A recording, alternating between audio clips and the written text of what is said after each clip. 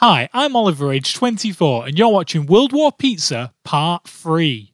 And I'm not saying that to be artistic, there is definitely a Part 1 and a Part 2 that you should probably watch in order first. So, presuming you've done that, you'll know that at the end of Part 2, I sent my drawing to Ask, and we were actually waiting to find out what they thought to it. Well, it turns out they loved it, and they sent a message back that said, "Check out Oliver's efforts in his Draw for Pizza mission. Oliver, we salute you. You have our official endorsement." Smiley face. And if that wasn't cool enough, check out this picture. They've actually added 5 stars and given it an official stamp of approval. And also, they've changed the speech bubble to say, "Whoa, thank you Oliver for such a realistic drawing of one of our chefs. You deserve something special. Hashtag Draw for Pizza." So this means that Pizza Hut, Pizza Express and Ask Italian have all caved in and agreed to draw for pizza, and they've all sent me vouchers, which is fantastic. And so the only company that hadn't agreed to the draw for pizza was Domino's, and I thought it was a lost cause. After everything that went on between us, I thought that the relationship was unsalvageable, and that we would never be pizza friends ever again. And so I decided the winners of the war, and I handed out awards. I gave the most generous award to Ask Italian, who offered me a pizza and a pasta, which is awesome.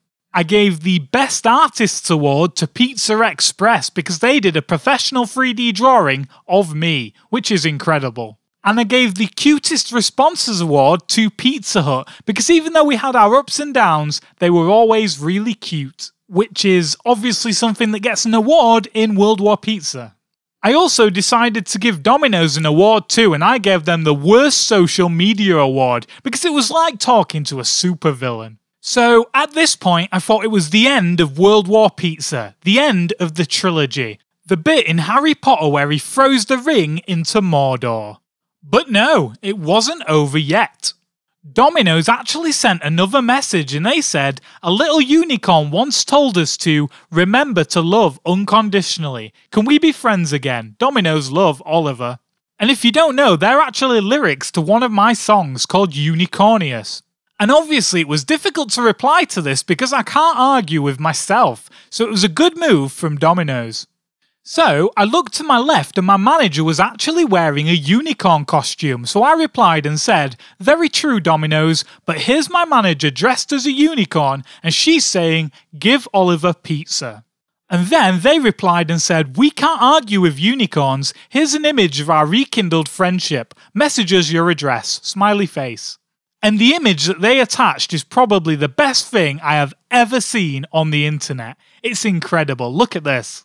They actually kept themselves as the devil flying through space on Unicornius to deliver me a pizza.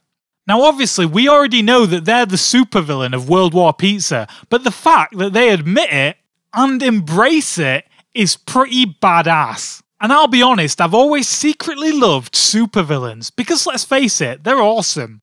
And so, in conclusion, and with free pizza, I decided that they're a pretty cool company.